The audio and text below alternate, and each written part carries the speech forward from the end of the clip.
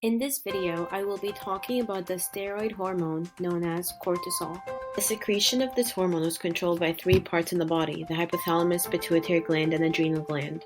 First, the cells in the hypothalamus in the brain release the hormone corticotropin. This causes the pituitary gland to secrete the hormone adrenocorticotropic in the blood.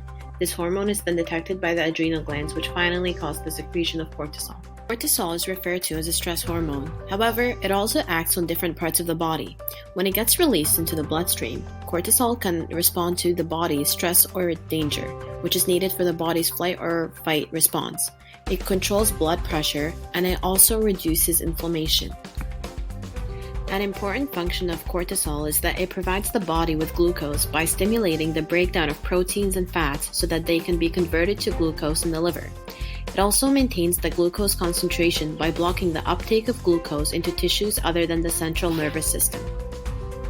It also promotes lipolysis, which is the catabolic process responsible for breaking down triacylglycerol, which are the most common fats, into glycerol.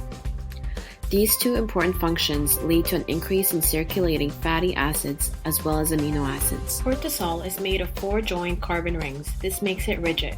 Overall, cortisol is nonpolar. However, it does have polar side groups. This includes a hydroxyl group as well as a carbonyl group. However, because of the many carbon-hydrogen bonds, which are nonpolar, this makes the overall molecule nonpolar. Another steroid hormone, which is very similar to structure to cortisol, is cortisone. Their structures only differ by 1 hydroxyl groups. Cortisone is also made synthetically, while cortisol is produced naturally by the human body. Cortisol's structure allows it to bind to other proteins. Specific proteins can attach to cortisol and make it inactive. When those proteins are attached, cortisol is water-soluble. When cortisol is not attached to these proteins, it is active and remains undissolved in the blood.